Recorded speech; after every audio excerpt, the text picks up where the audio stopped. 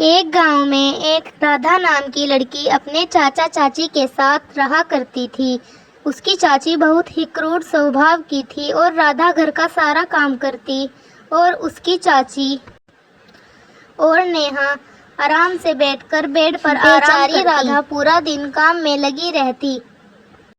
राधा की चाची राधा को बिल्कुल भी प्यार नहीं करती थी। एक दिन राधा नेहा के कमरे की सफाई कर रही होती है। तभी राधा के हाथ नेहा का पर्स लग जाता है। अरे अरे, यह तो दीदी का पर्स है।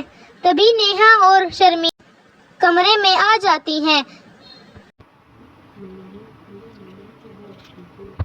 तभी नेहा बोलती है, मम्मी देखो, ये मेरे पर्स से पैसे चुरा रही है।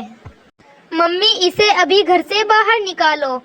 हे राधा, तूने अपने माँ बाप को तो खा लिया और अब हमें भी चैन से जीने नहीं देती। चल यहाँ से दफा हो जा। नहीं चाची, मैं यह घर छोड़कर कहाँ जाऊंगी।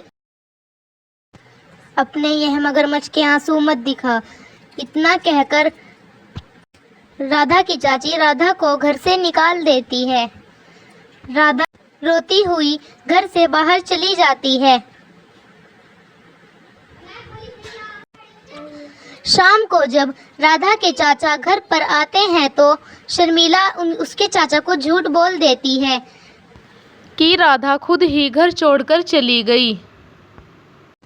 तभी राधा के चाचा बोलते हैं, अरे हमने उसे इतने लाड़ प्यार से पाला, फिर भी उसने हमारा घर छोड़ दिया। राधा बेचारी रोती हुई जंगल की तरफ चली जाती है। सुनसान रात को राधा जंगल में पहुंच जाती है।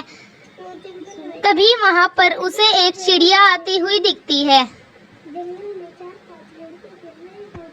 चिड़िया उसके पास आती है और आकर बोलती है, हे बेटी, तुझे क्या हुआ? तू इतनी रात को इस जंगल में क्यों घूम रही है?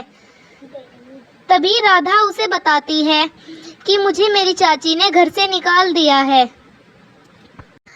तो चिड़िया उसे जादुई झाड़ू देती है और बोलती है, इसके आगे तुम जो भी मांगोगी वह तुम्हारे सामने आ जाएगा। इतना कहकर चिड़िया वहां से चली जाती है। अब राधा को काफी नींद आ रही होती है तो वह जंगल में ही सो जाती है। सुबह के वक्त जब राधा उठकर गांव की ओर आती है तो वह सोचती है कि मेरे पास तो रहने के लिए घर भी नहीं है, क्यों ना मैं इस जादुई झाड़ू से घर बनाऊं। तभी वह बोलती है, ए जादुई झाड़ू, यहाँ मेरा घर बना। तभी एक सुंदर सा घर वहाँ प्रकट हो जाता है। राधा बहुत खुश होती है और खुशी खुशी अपना जीवन व्यतीत